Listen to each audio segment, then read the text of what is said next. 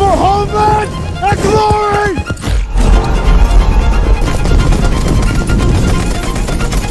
ইতিহাস বলে প্রত্যাবর্তন কখনোই কেবল ফিরে আসা নয়, এটা হলো এক নতুন অধ্যায়ের সূচনা। জুলিয়াস সিজার রোমে ফিরে এসে পুরো সাম্রাজ্যকে বদলে দিয়েছিলেন। নেপোলিয়ন তার নির্বাসন থেকে ফিরে এসে পুরো ইউরোপকে কাঁপিয়ে দিয়েছিল। আর এখন ডোনাল্ড ট্রাম্প আরও একবার হোয়াইট হাউসে প্রবেশ করেছে। অনেকগুলো সমীকরণ সামনে চলে আসছে।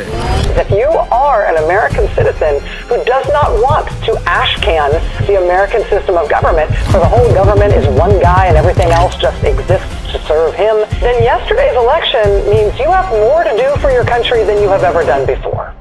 Because now is when the rubber really hits the road. বিশ্ব কি আরো বিভক্ত হবে, নাকি এক নতুন সুপার পাওয়ারের উত্থান ঘটবে? যুদ্ধ, অর্থনীতি, প্রযুক্তি সবকিছুর ভবিষ্যৎ কি বদলে যাবে? আজ আমরা জানব ট্রাম্পের দ্বিতীয় টার্ম বিশ্বকে কোন দিকে নিয়ে যেতে পারে।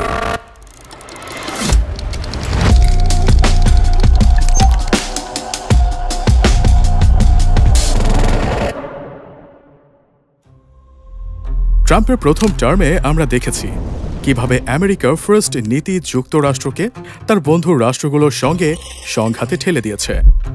যুক্তরাষ্ট্র, যুক্তরাজ্য, ফ্রান্স, জার্মানি সহ ৩২টি দেশের সামরিক জোট ন্যাটো অনেক দিন ধরেই ডোনাল্ড ট্রাম্পের চক্ষুশূল।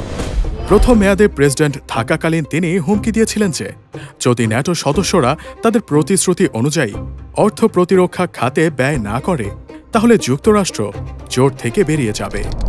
তখন তিনি আরও বলেছিলেন যদি কোনো দেশ প্রতিরক্ষায় তাদের প্রতিশ্রুত অর্থ ব্যয় না করে তবে তারা আক্রমণের শিকার হলেও যুক্তরাষ্ট্র তাদের সাহায্য করবে না। চলতি বছরের জানুয়ারির শুরুর দিকে ট্রাম্প ন্যাটোর ইউরোপীয় সদস্যদের প্রতি আহ্বান জানান যাতে তারা প্রতিরক্ষা খাতে ব্যয় বাড়িয়ে জাতীয় আয়ের ৫% বরাদ্দ করে। তার নির্বাচনী ওয়েবসাইটের বিবরণ অনুযায়ী ট্রাম্পের লক্ষ্য হল ন্যাটোর উদ্দেশ্য ও মৌলিক নীতিগুলো পুনর্মূল্যায়ন করা। যুক্তরাষ্ট্রকে তিনি আদৌ ন্যাটো থেকে সরিয়ে নেবেন কিনা তা নিয়ে বিশ্লেষকদের মধ্যে মতভেদ রয়েছে। তবে অনেকের ধারণা সদস্যপদ বজায় রেখেও ট্রাম্প জোটের প্রতি যুক্তরাষ্ট্রের গুরুত্ব কমিয়ে দিতে পারে, যেমন ইউরোপে মোতায়েন মার্কিন সেনার সংখ্যা হ্রাস করা। ২০ জানুয়ারি স্বাক্ষরিত আমেরিকা ফার্স্ট ট্রেড পলিসি যেন আগের থেকেও বেশি আক্রমণাত্মক। চীন থেকে আমদানি করা সব পণ্যে 10% ভ্যাট, কানাডা আর মেক্সিকোর জন্য সেটা আবার 25%। শুধু বাণিজ্যই নয়, এই নীতির গভীরে আছে জাতীয় নিরাপত্তা আর ইমিগ্রেশন নিয়ে ট্রাম্পের কঠোর অবস্থান। কিন্তু আমেরিকার এই কঠোর অবস্থানের ফলে প্রতিবেশী দেশগুলো ধীরে ধীরে হয়তো মুখ ফিরিয়ে নেবে, না হয় তাদের মেনে নিতে হবে ট্রাম্পের সব শর্ত। তবে একটা বিষয় পরিষ্কার, বিশ্ব রাজনীতিতে বড় ধরনের বদল আসতে চলেছে। এই যুদ্ধ শুধু আর্থিক চুক্তি বা ভ্যাটের সীমাবদ্ধতা ছাপিয়ে বিশ্বের দুই বৃহত্তম অর্থনীতির মধ্যে এক সংঘর্ষের দিকে এগিয়ে যাচ্ছে। কারণ ট্রাম্পের দ্বিতীয় টার্মে চীনের জন্য অপেক্ষা করছে আরও কঠিন চ্যালেঞ্জ, একটি উত্তপ্ত অর্থনৈতিক যুদ্ধ।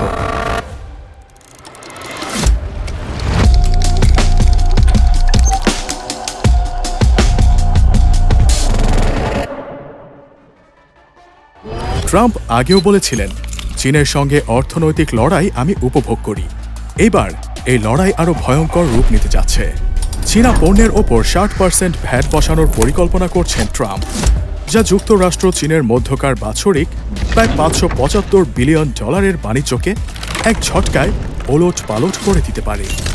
বিশ্লেষকদের মতে এই ভ্যাট চীনের জিডিপি বৃদ্ধির হার 0.5% থেকে 1.5% পর্যন্ত কমিয়ে আনবে, যা চীনকে দুশ্চিন্তায় ফেলে দিতে পারে।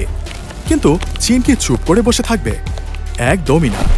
চীনও পাল্টা জবাব নিয়ে প্রস্তুত থাকবে, যেমন মার্কিন কোম্পানিগুলোর ওপর বিধি নিষেধ বসানো, নিজেদের রপ্তানি কমিয়ে বিশ্ব বাজারে বিশৃঙ্খলা সৃষ্টি করা, এমনকি প্রযুক্তির যুদ্ধে নতুন চাল চালা।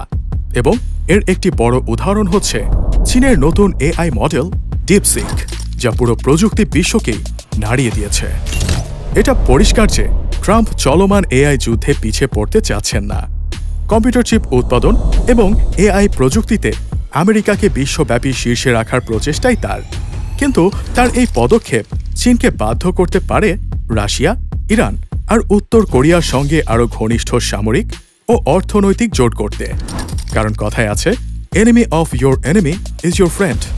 আর চীনের ক্ষেত্রেও তাই ঠিক। তারা বিশ্ব পরিস্থিতিকে আরও জটিল করে তুলবে। ট্রাম্পের অর্থনৈতিক যুদ্ধ জোরালো হলেও এর পরিকল্পনার এক বড় কাঁটা হবে ইউক্রেন রাশিয়া যুদ্ধ। এই দ্বন্দ্বে তার দৃষ্টিভঙ্গি কি হতে পারে সেটাই আমরা এবার দেখব।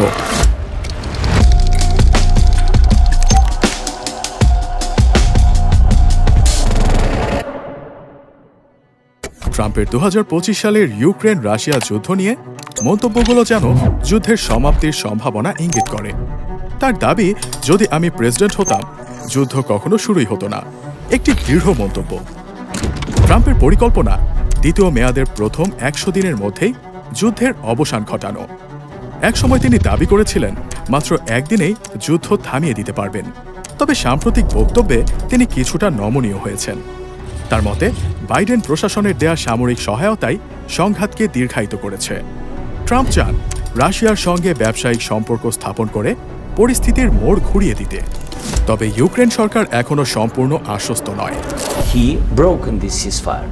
He killed our people and he didn't exchange prisoners. We signed the exchange of prisoners, but he didn't do it. তারা শুধু কথার আশ্বাস নয়, বাস্তব পদক্ষেপ চায়।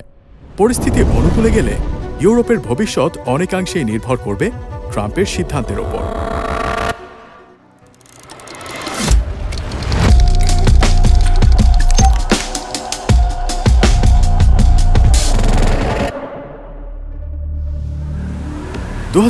সালে তাইওয়ান ইস্যুতে ট্রাম্পের অবস্থান যেন এক অনিশ্চয়তার দোলাচলে দুলছে।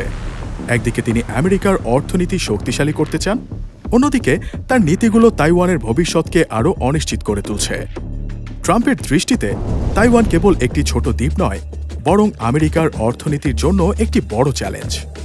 তিনি স্পষ্ট করে দিয়েছেন, তাইওয়ানকে এখন নিজেদের নিরাপত্তার জন্য আরও বেশি ব্যয় করতে হবে। প্রতিরক্ষা খাতে ব্যয় বাড়িয়ে জিডিপির 10% পর্যন্ত নিয়ে যাওয়ার চাপ তাইওয়ানের অর্থনীতিতে বড় ধাক্কা হয়ে আসতে পারে। এরপর আসে বাণিজ্য। চীনের ওপর 60% শুল্ক বসানোর পাশাপাশি তিনি তাইওয়ানের সেমিকন্ডাক্টর শিল্পেও অতিরিক্ত কর আরোপ করেছেন, যাকে ট্রাম্প আমেরিকার ব্যবসা চুরি বলে আখ্যা দিয়েছেন। এই নীতি তাইওয়ানের জন্য নতুন অর্থনৈতিক সংকটের ইঙ্গিত দিচ্ছে এবং একই সঙ্গে আমেরিকার সঙ্গে সম্পর্কও জটিল করে তুলতে পারে। এদিকে ইউক্রেন যুদ্ধ নিয়ে রাশিয়ার সঙ্গে আলোচনার পরিকল্পনা এবং চীন তাইওয়ান ইস্যুতে তার পরবর্তী পদক্ষেপ সবই এক রহস্যের আবরণে ঢাকা। একদিকে এশিয়া, অন্যদিকে ইউরোপের অস্থিরতা। বিশ্ব মঞ্চ যেন একটি নতুন শক্তি ভারসাম্যের সন্ধিক্ষণে দাঁড়িয়ে, আর সেই পরিবর্তনের ঢেউ পৌঁছাতে শুরু করেছে মধ্যপ্রাচ্যেও।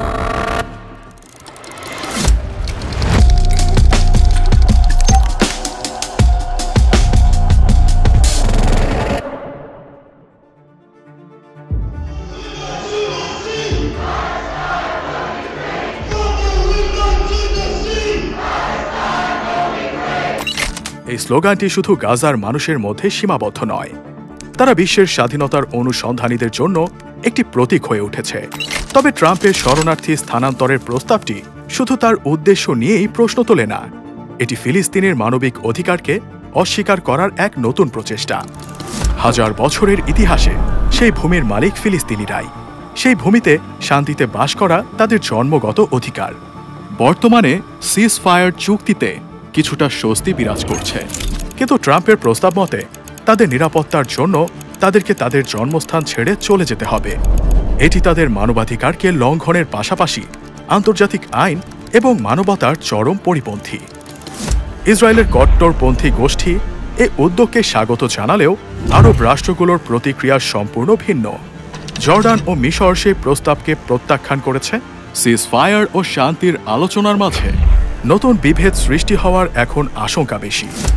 শান্তিপূর্ণ সমাধানের বদলে এই প্রস্তাব শুধুমাত্র অস্থিতিশীলতা এবং দীর্ঘস্থায়ী সংঘর্ষের দিকে ঠেলে দিচ্ছে ফিলিস্তিনের মানুষকে। এটা স্পষ্ট যে ট্রাম্পের এই পদক্ষেপ শুধুমাত্র ফিলিস্তিনের অধিকারকে হেয় করে না, বরং তাদের জীবনের নিরাপত্তার প্রতি রীতিমতো অসম্মান। তবে ট্রাম্পের এই পদক্ষেপ আগামী দিনে কী ধরনের প্রতিক্রিয়া আনবে তা এখনও রহস্য।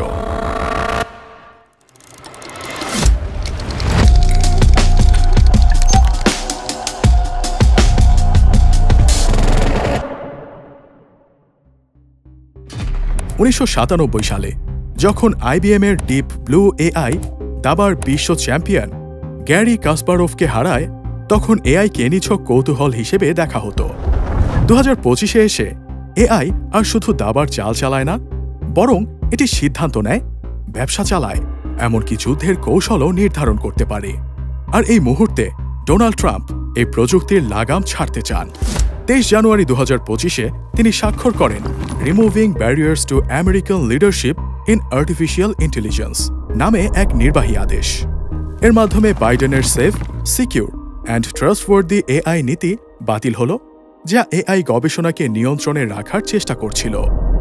ট্রাম্প বলেন, আমরা কোনো বিধিনিষেধ মানব না, আমেরিকা হবে AI এর মহাশক্তি।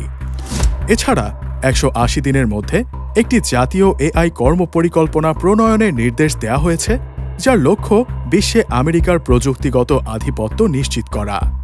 অবশেষে আমরা এমন এক সন্ধিক্ষণে দাঁড়িয়ে, যা হয়তো ভবিষ্যতের ইতিহাসে একটি গুরুত্বপূর্ণ মোড় হিসেবে লেখা হবে। ট্রাম্পের দ্বিতীয়বার ক্ষমতায় ফেরাটা কি এক নতুন অধ্যায়ের সূচনা, নাকি শুধু পুরনো ইতিহাসের পুনরাবৃত্তি? চারপাশের পরিবর্তনগুলো নতুন এক বাস্তবতার ইঙ্গিত দিচ্ছে। একদিকে অস্থিরতা বাড়ছে, অন্যদিকে নিউ ওয়ার্ল্ড অর্ডারের রূপরেখা ক্রমশ স্পষ্ট হচ্ছে। প্রতিটি সিদ্ধান্ত, প্রতিটি পদক্ষেপ ভবিষ্যতের পথ গড়ে দিচ্ছে, যেন পুরো বিশ্বকে এক নতুন সমীকরণের সঙ্গে খাপ খাইয়ে নিতে হবে। প্রতিটি পদক্ষেপ প্রশ্নের জন্ম দিচ্ছে, কিন্তু এই কথা নির্দ্বিধায় বলা যায়, ট্রাম্পের সিদ্ধান্তগুলোর বৈশ্বিক প্রভাব আমরা এখন থেকেই অনুভব করতে শুরু করেছি। এই পরিবর্তনের অংশ আপনি, আমি, আমরা সবাই। আপনি কি মনে করেন, এই যাত্রায় আমাদের ঠিক কোথায় পৌঁছাবে? হয়তো কিছু প্রশ্নের উত্তর সময় দেবে। সঙ্গে থাকার জন্য ধন্যবাদ।